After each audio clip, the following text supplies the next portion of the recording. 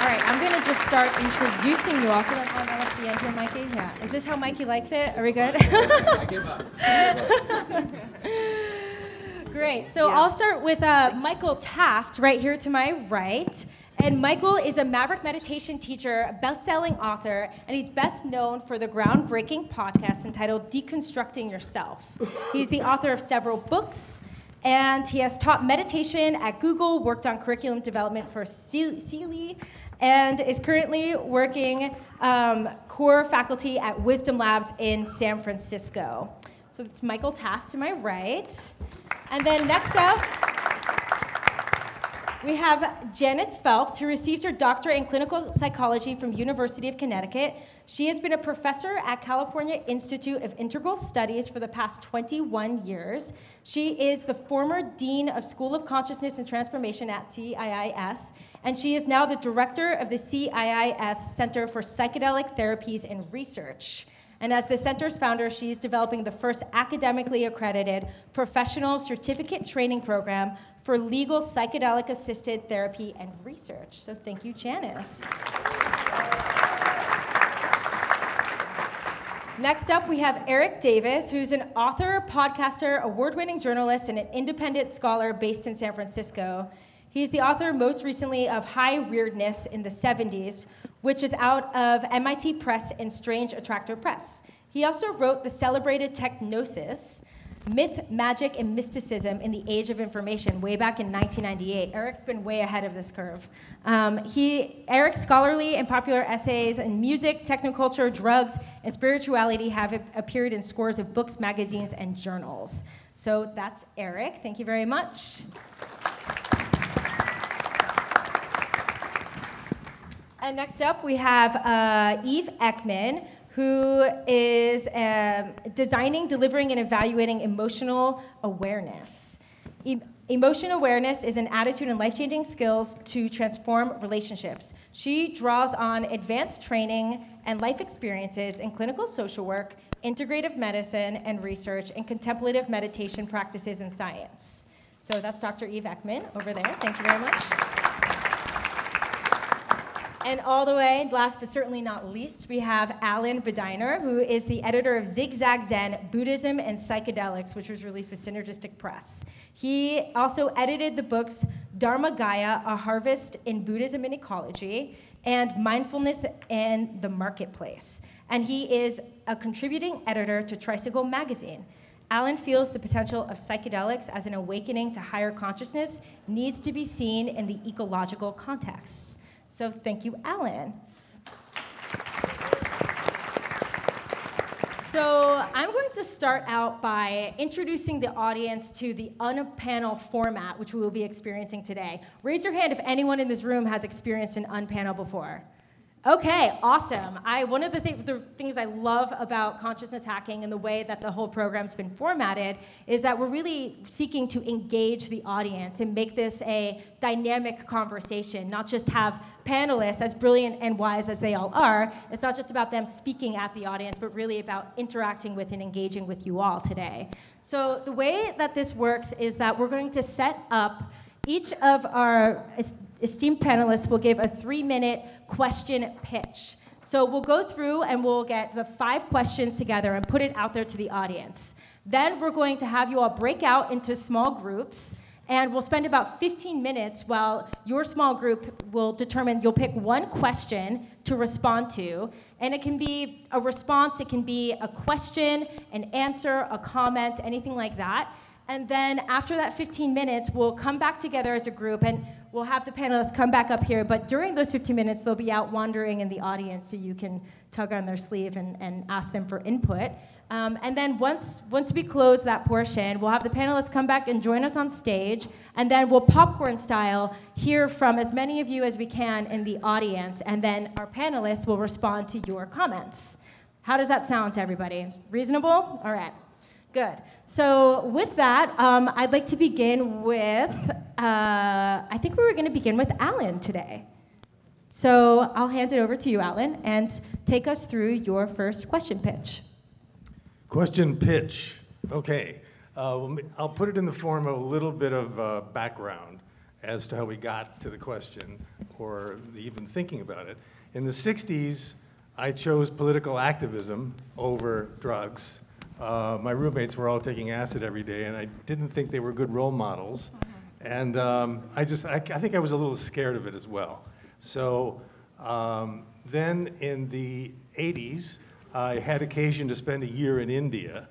And a year there is very altering. And a friend said, you know, I was about to go back, said, you really need to go someplace and let this all settle. I was wearing Indian clothes, and I had a bald head, and I was chanting in Hindi a lot. So I decided she was right, and I went to a monastery in Sri Lanka for a 12-day meditation retreat. And it was awful. I mean, I won't tell you why. It was just awful. I mean, the bugs, and I was sleeping on a board, and I couldn't talk to anybody, and every bone in my body ached. But I woke up on the 11th day in another world. I felt a connection to all those bugs. The bed was great. The greens were delicious. I mean, when I looked at a person, I could feel a heart connection instantly. It was an amazing experience, and I think it faded away gradually over about 3 months. So then in the 90s, I had occasion to meet a teacher named Thich Nhat Hanh, and started studying with him. And one time at a discussion group in France during a retreat, the topic was we were all going to talk about drugs. And it was interesting because I was expecting everyone to say what a poor choice that was. And in fact, they told amazing stories about their own evolution, and they were mostly very good trips, and it was very interesting. Also not lost on me was the same teachers who were talking about meditation in the culture were talking about Buddhism. I mean, and Buddhism and meditation were also talking about psychedelics, whether it be Ram Dass or Allen Ginsberg or Alan Watts or Jack Kerouac. So that was fascinating. I decided to do a book about Buddhism and psychedelics. And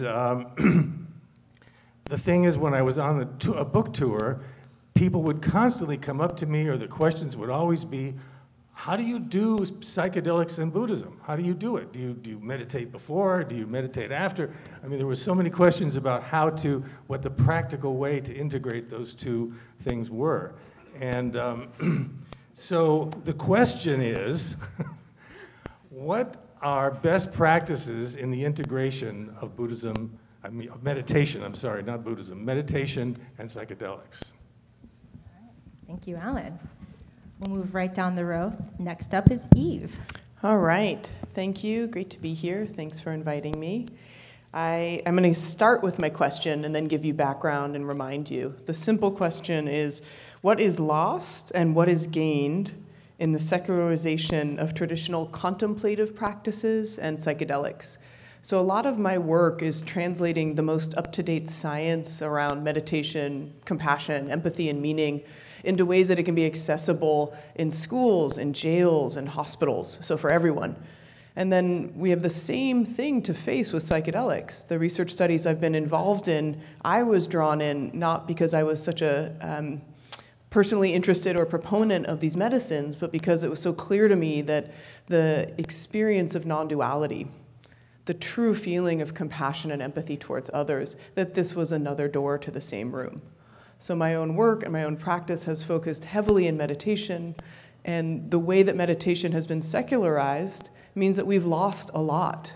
And what we've lost is not so-called religious values, but the core ethical principles of being of service to all beings, interconnection.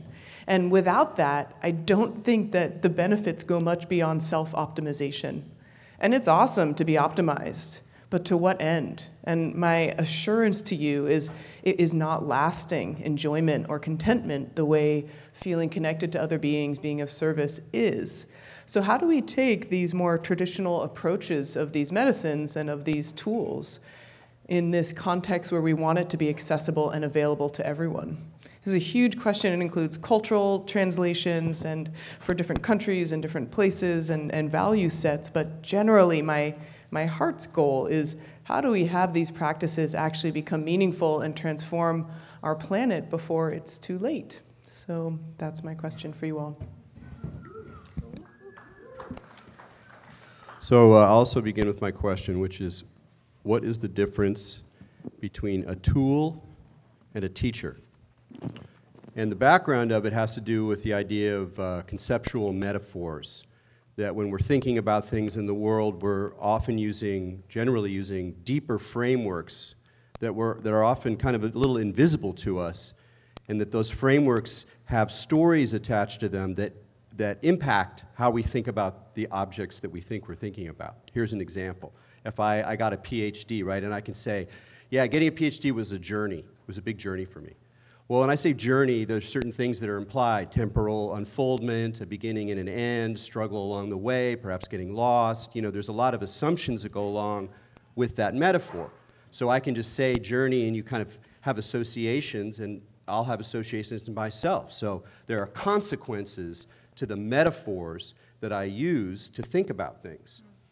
Now, in psychedelics in particular, we see a very obvious example of this kind of conceptual setup, which is the core idea of set and setting. The idea that my priming, or my expectations, or my cultural background are going to immediately, experientially show up in my experience, which is a really weird kind of feedback loop if you think about it. Because what does it mean about the experience I'm having if part of it is due to the way that I'm setting up, like a good scene, it's a nice music, cool place, and I have a good trip, but how much is that about setting it up with certain kinds of assumptions? So it's really important as we practice with whatever spiritual transformative technologies to be aware of the conceptual metaphors of the set and setting that are implied in the practices that we're engaging, which we're often not very aware of, kind of the way we're not aware of biases. So my question is an attempt to unearth and allow you each individually to kind of wrestle with the consequences of thinking about both meditation techniques and psychedelics as either tools or teachers. And when I say teachers for a meditation, I don't necessarily mean that the meditation practice itself is a teacher, but it's often received in the context of having a teacher. And so it's like a teaching as an expression of a teacher-student relationship. And that's fundamentally different in ways that I would like you to think about for yourself from thinking about it as a tool. With psychedelics, it's even more obvious or more strange, because while we can certainly think of these things as tools, they're instruments, they're molecular things that are doing things metabolically and producing changes in our experience, that most of the plant medicines that we're familiar with are also seen as literal teachers by the indigenous folks who engage them. So run with that one. See which way, see how you feel differently in thinking about whether it's a tool or a teacher. So I'll begin with the tradition that we've spontaneously started here to give you my question first and then unpack it a bit with you. This is how religions start, one step at a time. So mine is the combination of contemplative practice and psychedelics immeasurably more skillful means than either on its own? Is the combination of contemplative practice and psychedelics immeasurably more skillful means than either on its own? And before I start to unpack that, I'd like to see a show of hands of those of you who've ever tried, and however you describe a contemplative practice for yourself, to combine that with a psychedelic, either before, during, or after. Whoa, all right then, psychonauts ho. So you'll get my questions. I'm going to pose to you some paradoxes here, and then additional questions along with the one I just gave you. So in terms of meditation, traditions of meditation eschew inebriants. People take vows, get kicked out if they take intoxicants. It's a fairly global practice. Monastics, whose primary practices are meditation or prayer, are often herbalists and study plant-based, earth-based medicinal means. There's evidence that many world religions were influenced by the use of psychoactive plants, which grow on every continent. Period. Now, regarding psychedelics, indigenous communities use psychoactive plants for healing, divinations, and community building, primarily. Mindfulness, often in the form of singing together, or in some traditions, dance movements together, and in other traditions, a shaman leading with sound healing is common. Concentration techniques focus on being a member of the group and in sync with its goals, its common goals, more than a focus on the individual's meditation and personal enhancement of their psyche. Given the confluence of plant medicine's mindfulness techniques and concentration techniques, why aren't meditation and psychedelics used more overtly together? Could it be that it's because over the eons we've learned that they do not enhance each other?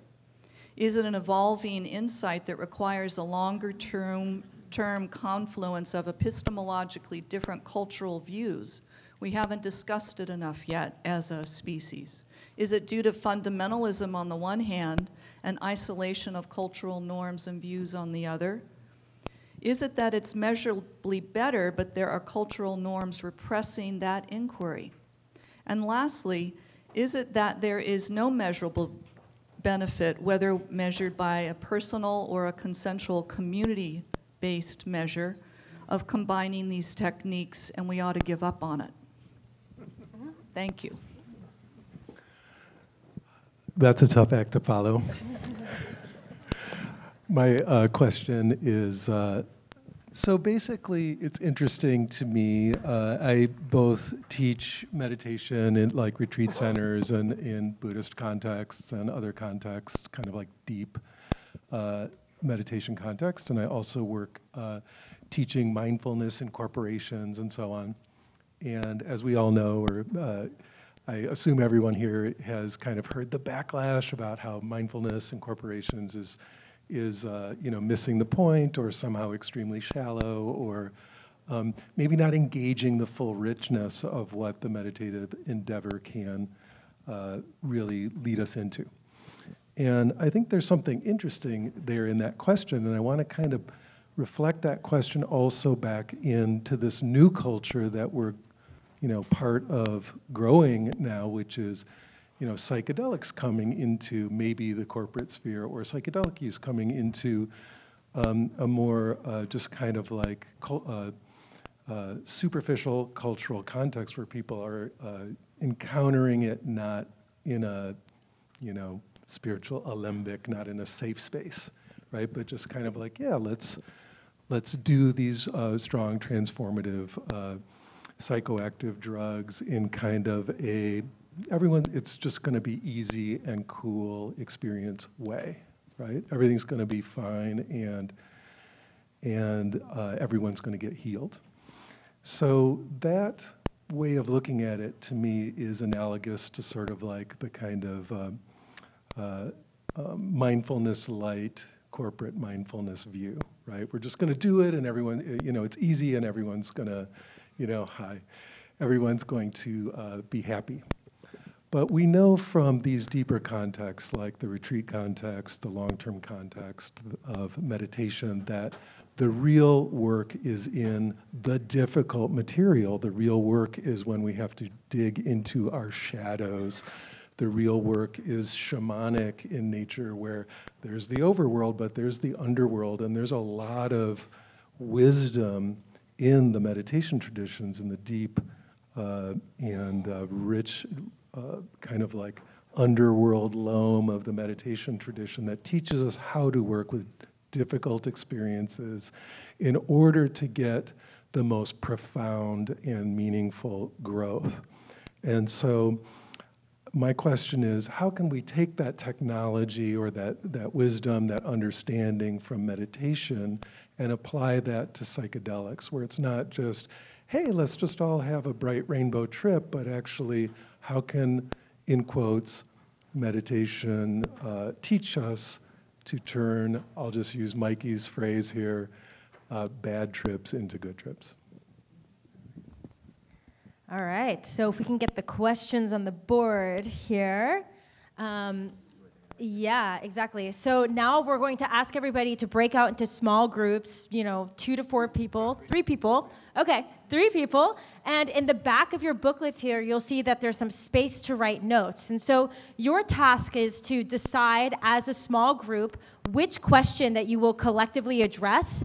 And then please just write on one page your response. And then at the end, when we come back together in 15 minutes, we're going to ask that you read only from this response card. So now take about 15 minutes, and we'll call you back together soon. So enjoy the conversation. All right, we're going to pull it all back together now. I saw a bunch of people sitting around scratching their heads. You can all just finish your conversations. Shh. Thank you so much, everybody. Okay, so now what we're going to do is we're going to, popcorn style, call out members of the audience who are going to stand up. I think we have microphones ready to go. Great. Yeah, we got 2 microphones ready. Yeah, okay, great. So if anybody has a written response from the dialogue that you just had with your small group and you'd like to share, please go ahead and raise your hand. Oh, we have somebody out there in the back and to the left over here. All right, go for it. Okay. We answered the first question, what are the best practices for integrating meditation with psychedelics? Our group came up with this answer: being in nature with breath work and creating a barrier from distractions to set a container for creativity and the attunement to the emotions that arise. Awesome, thank you so much for sharing, yeah. Anybody on the panel want to respond to that or add anything to that? Nope, okay, all right. That is a complete list. Yeah, it was a pretty good list. We're going to move on here. The next person, there we go. We answered question number 1, too. I wonder if it's going to be a pattern. Okay. Setting intention, like the Sanskrit term sankalpa, in preparation for practice, both to build confidence, but also to kind of set expectations. Being prepared to address difficult experiences through breath awareness and other methods. Determining an appropriate dose, whether that be a micro or macro dose, depending on the individual. Adapting to individuals' unique situations. And a kind of more controversial one we weren't 100% agreement on. Medical practitioners having a requirement to actually have had some experience, much like a psychoanalyst would in preparation for their training. Thank you.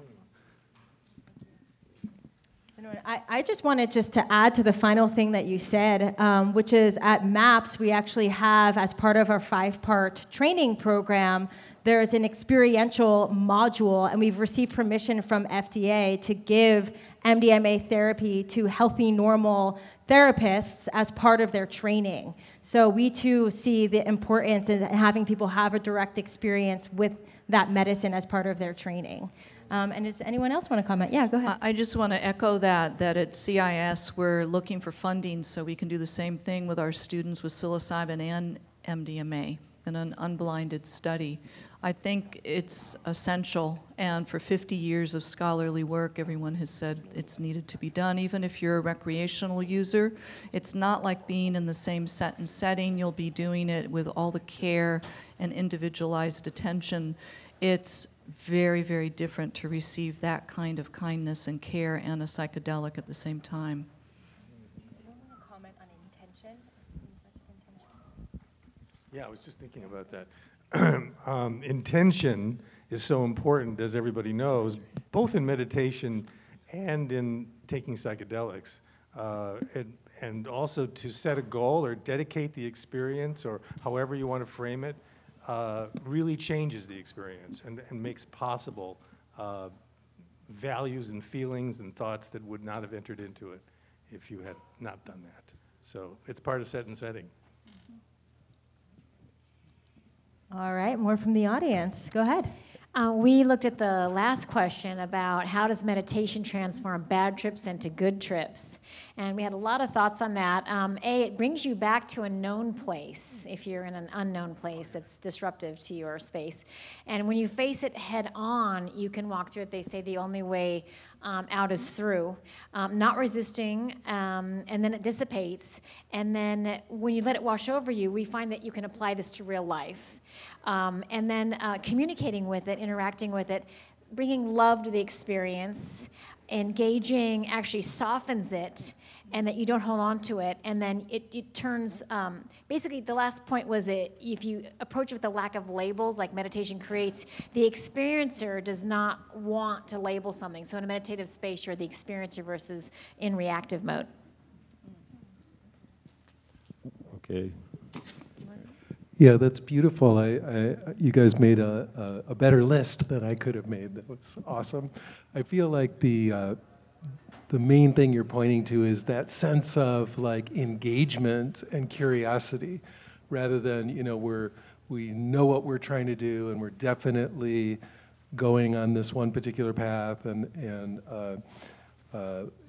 it's known in advance, and there's certain things we must avoid and all that. Instead, I feel like you're pointing towards that core piece of openness, engagement, curiosity, real, almost like relationship with the journey itself, right? Digging in. And as you say, the only way out is through. Yeah, it's a wonderful principle. Yeah. Michael, if I can ask you. No. Do you get a sense that meditation creates some sort of familiarized space within a person that they might be able to lean on inside of a difficult or challenging psychedelic experience? If it is, it's awesome meditation. For that, right? Like if you are going to places where it's very regular for you to have ego dissolution, it's very regular for you to, be encountering some very, very deep unconscious material, maybe even in a visionary way or in a projected as other beings kind of way, and that's your typical meditation, then that is the kind of space that would help you go, through some of the more intense psychedelic stuff, right? Whereas even just being able to relax and focus and contact your breath certainly helps also under any conditions. Yeah, I'd like one variation of that is also how simple concentration practice, i.e. the ability to keep your mind on an object relatively continuously, can also be a great navigational tool, particularly even when there's very in-your-face experiences that are harrowing. Sometimes you can find like a natural signal, like the breeze or the sound of the wind, or something that's just a kind of, or your own breath. Although sometimes that's harder for me than, because it's inside and I don't know who I am, but I can go outside and be like, oh yes, the wind continues blowing, the eternal wind. And to have the meditational skill set to be able to rest on that against the poles in other directions can be a really nice way that meditation shows up in the midst of a difficult experience. Thank you. Cool. More from the audience. All right, thank you. All right, in the back, there we go. Yeah. Hey, we answered Erik's question, what is the difference between a tool and a teacher? What they have in common, it seems like they're both portals to growth and development, but it's a lot about worldview. It's like how we're looking at things we're interacting with. Tool is definitely a more objective term, it would seem. It's something that we use, and a teacher is something that we have a relationship with a lot more. It's more of an animate worldview. And a deeper kind of reflection on it too is that tools are typically something that humans, we have developed, and it seems like teachers, in this case, plants, are something that develop us, something that has been in development way longer than maybe even our species. So, thank you. Thank you. Yeah, that's very well said. I really appreciate the way you frame the differences. One thing about the teaching metaphor, which I think is really important, is that it, more than anything else that I can think of, is a bridge between the secular and the religious / indigenous / hippie mystic approach towards medicine work.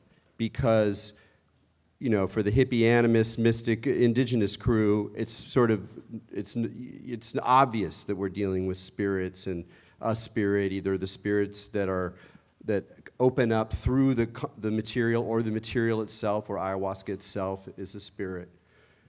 But from the secular side, which initially would be like, oh, that's religion, that's projection, it's anthropomorphism, all that stuff. If you kind of reframe it, you go, no, yeah, okay, fine, sure, whatever.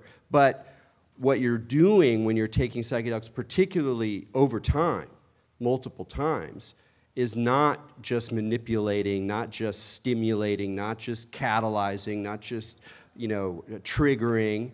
You're involved in a process over time that is a learning process. And so if you frame it that way, even in a very secular sense, some of that other spirit comes into it. So I think it's a beautiful thing to think about, partly as a way to bridge this secular kind of religious divide that is definitely part of the discourse. So, cool.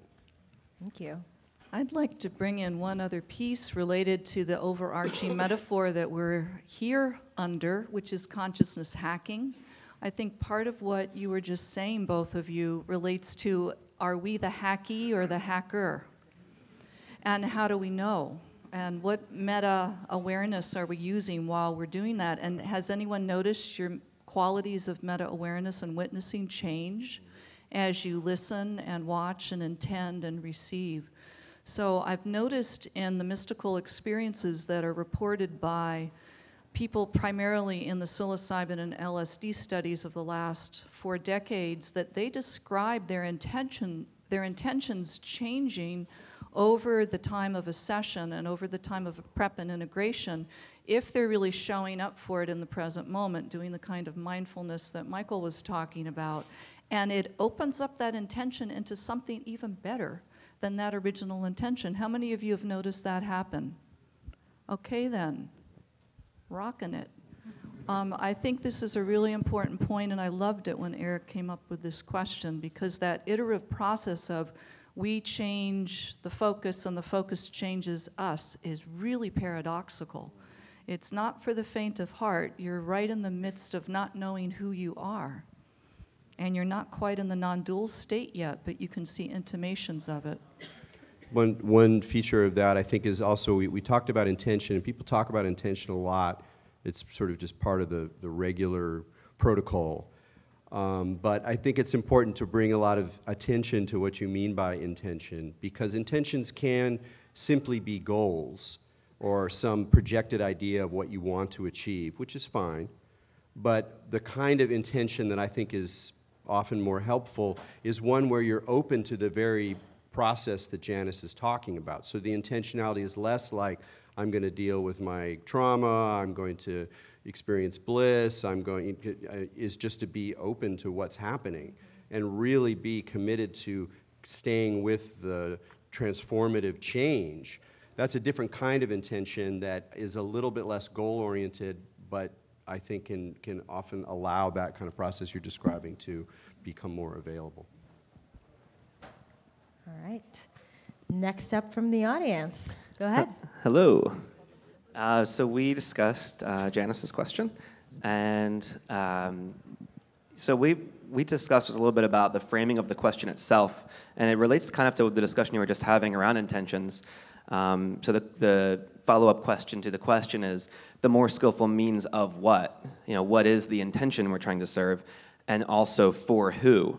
Who is the person who is doing the work, doing the practice?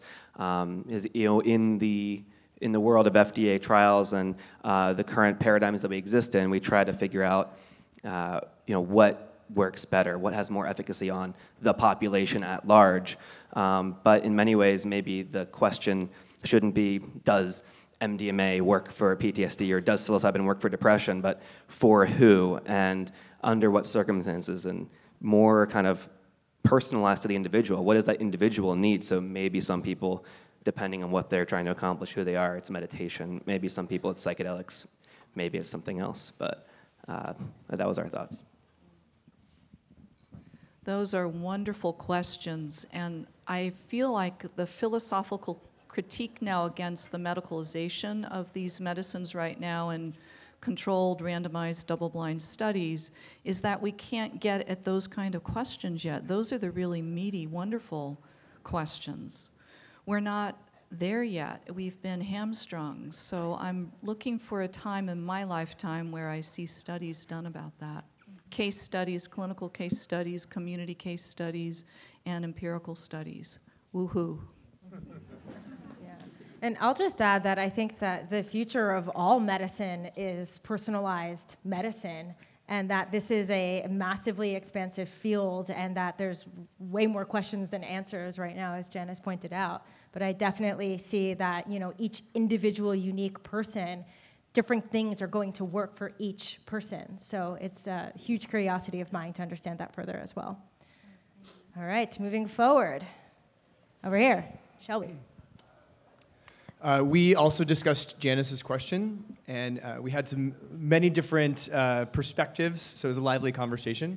One idea that did come up was that, in theory, contemplative practices or meditation and psychedelics take you to the same place.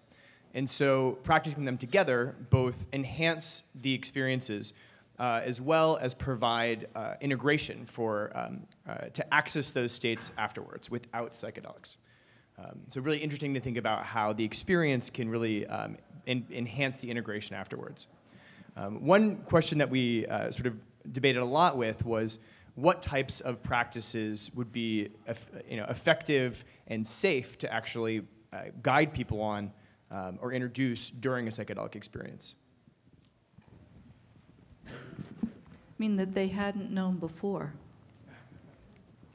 Interesting question. The typical views that I have seen both in indigenous cultures and in what's done in our particular culture in the studies is that there's a value of not getting between the medicine and the person. That we tend to be rather non-directive in high-dose sessions because the element that we bring in could be overly disruptive in positive or negative ways that brings in a lot of indeterminacy. So there's a value of sitting back, and in a way we're valuing the meditative stance that a person can take while they're on the medicine.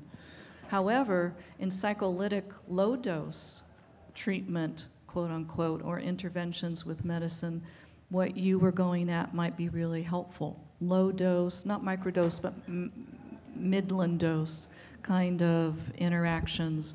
What would that be like? We haven't explored that yet and documented it, but it has been explored, but not well documented.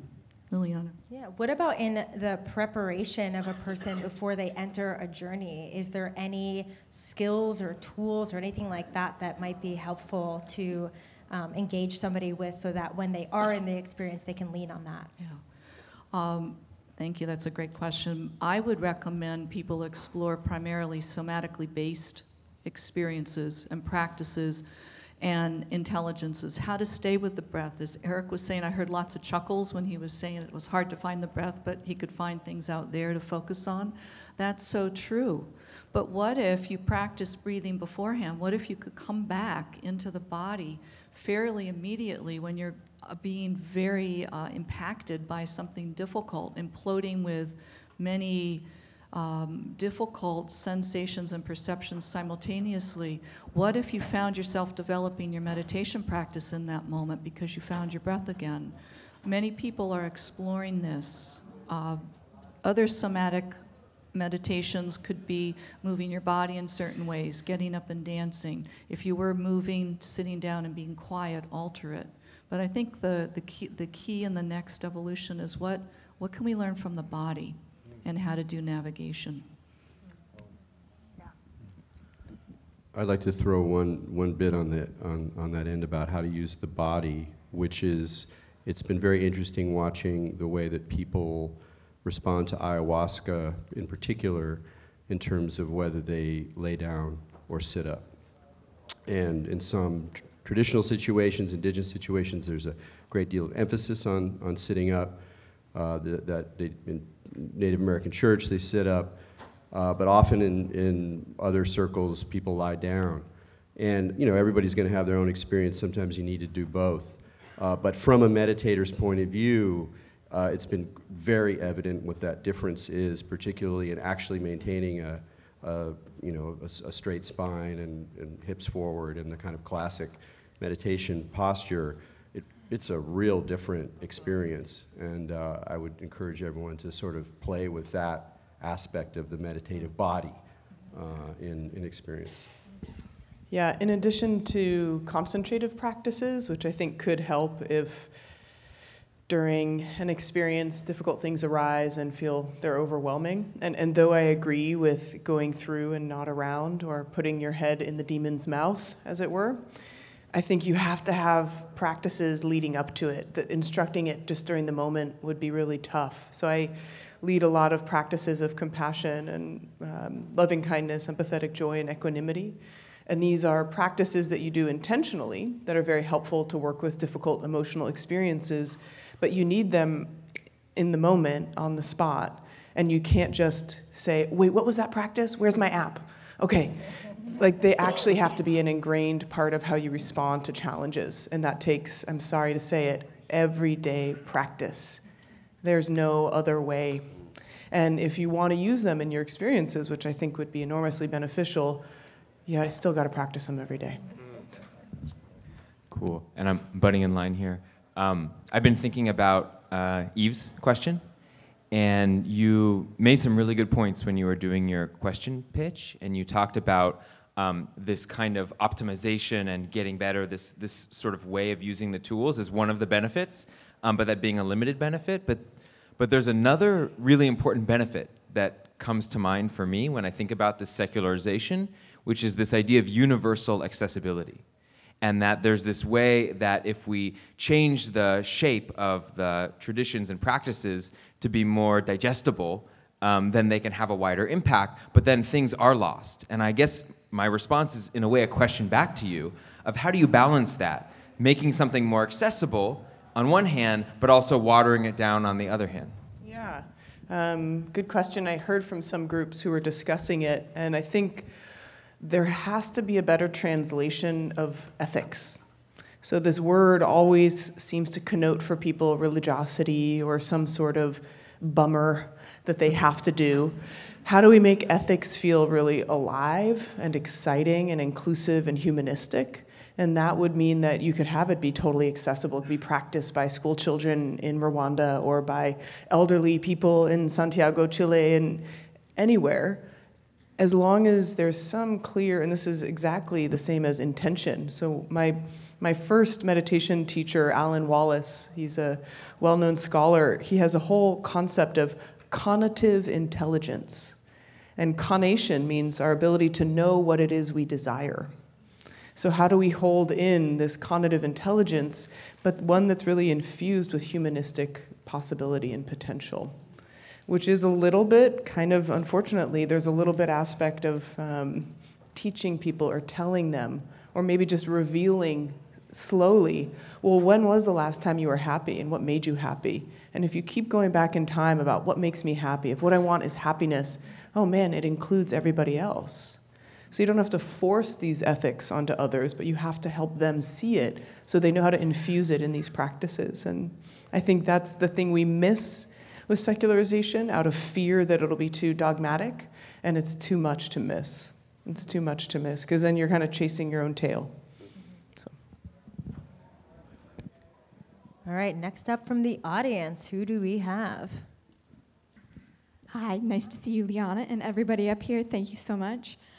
Coming back to the first question, and also Janice's last comment about low-dose experiences and the therapist or the guide actually being a more integral part of that experience and guiding that in a verbal way. So to do guided meditation in that state to help somebody uncover their goals, dreams, or desires and enhance those so that they're more likely to go fulfill them in an even shorter amount of time.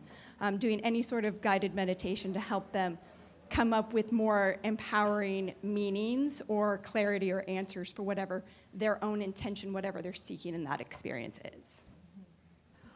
There's some predicting that if psilocybin and MDMA get rescheduled and they're more easily available, that the medical indications will become lower and lower and lower in terms of the baseline, so that someone who's perhaps having a a challenge in life after having quit their job and they're in between jobs could go get it prescribed and do it under those circumstances, which would be creating a whole new literature for us about how it can elevate creativity, intuition, team building. We could go back to some of the team building and creativity studies that were done in the late 50s, early 60s and add to that. Intuitively, we know that that's possible. We can go talk to a tree in the woods and get a benefit of what you're describing, but what if we're activated inside with some additional neurochemistry and we can still be in our default mode network state, but be altered enough to see adjacent ideas that we wouldn't have otherwise? How exciting is that? Thank you. Go ahead. So we took over Erik's question around tool and teacher, and we were a bit more spiritual than the very good, objective, worldly way the other group addressed this question. And we talked about the definition of teacher, coming from the origins of the word guru that were invoked this morning at the cacao ceremony as a teacher, and gu meaning darkness, ru meaning light. Anything that takes us from darkness to light is our guru or a teacher. And then it's pretty easy with that definition to see that if it's psychedelics or meditation, there isn't really a difference between a tool and a teacher. That this is a duality that we have created because one is the other and the other is the one. And enlightenment, we talked about, is really not a scary word.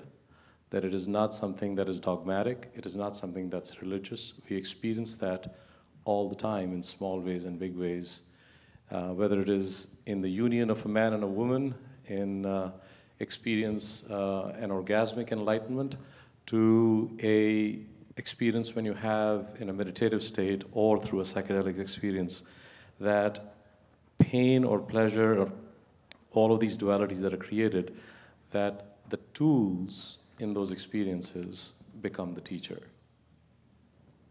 Thank you. Thank you for that. Yeah. All right, moving right along. Where is the microphone now? Go right ahead. Yeah. Hi there. We discussed Dr. Eve's question, and a few points have already been mentioned that we discussed, but a few other points were thinking about how tradition facilitates a sense of safety in experiencing these experiences. And then also, too, in that if you're trying to reconcile some sort of middle ground, we might end up approaching a danger in that we're trusting facilitators that aren't actually familiar with these deeper practices and traditions, and maybe reconciling something between might not be the way to go, whereas either you focus entirely on the secularization or just on the tradition, but relying on, if you're not thinking about maybe like a light form of shamanism might be incredibly dangerous in thinking about these experiences. But yeah. Thank you for bringing that up. I think what's really been interesting as the field of meditation and mindfulness has gotten increasingly more accessible, but then many, many, many more people who call themselves meditation and mindfulness teachers.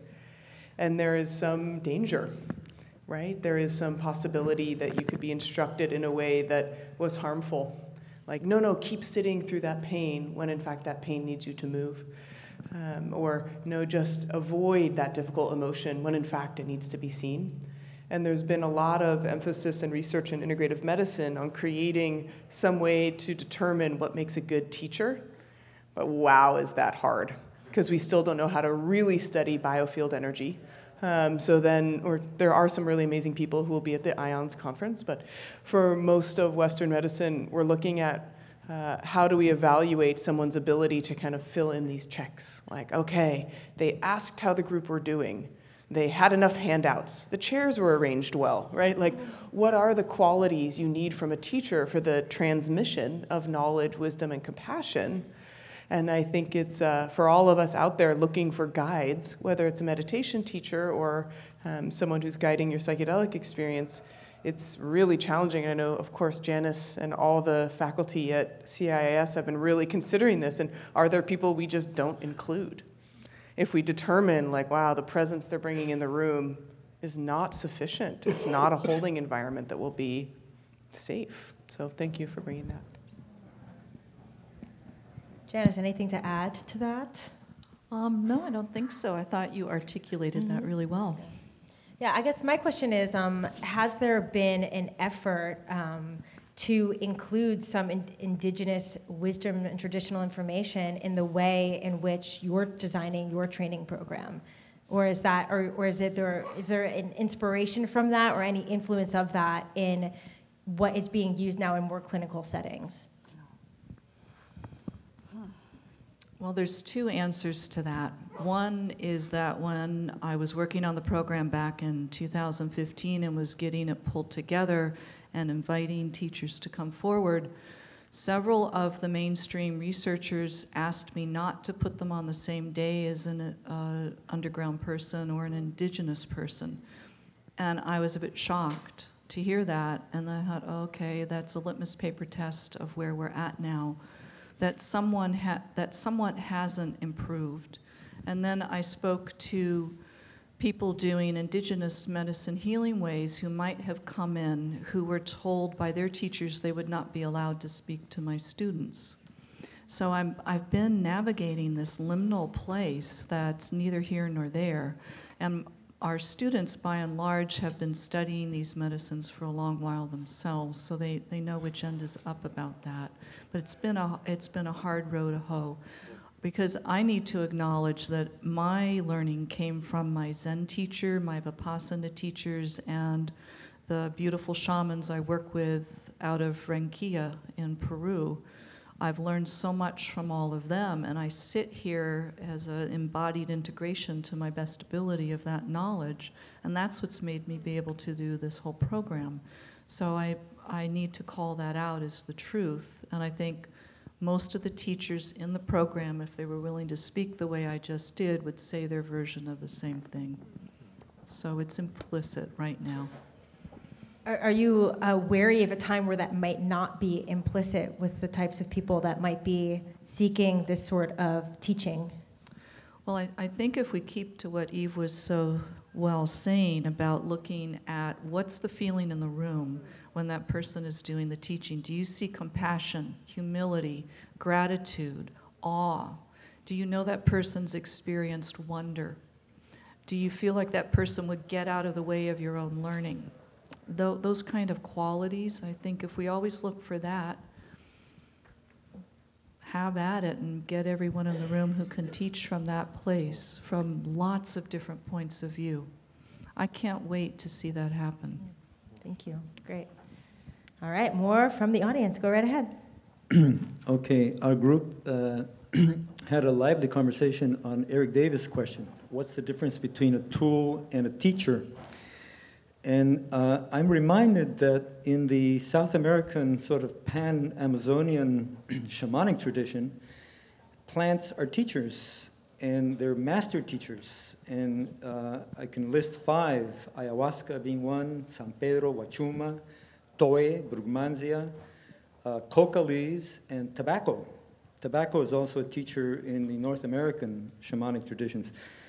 So a tool is sort of something that you apply to get a specific outcome. You know, you pick, say, in the context of psychedelics, for PTSD, maybe the best tool is MDMA in some cases.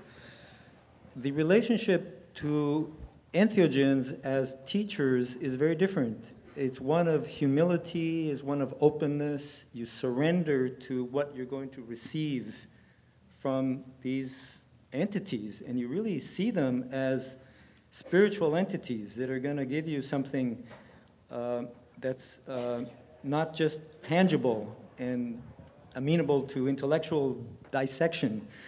So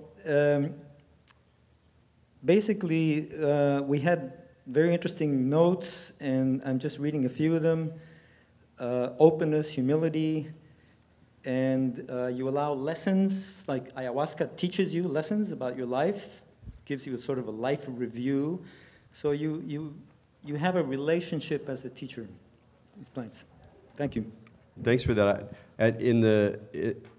I really love, part of the reason I like this question is that I can really relate with both.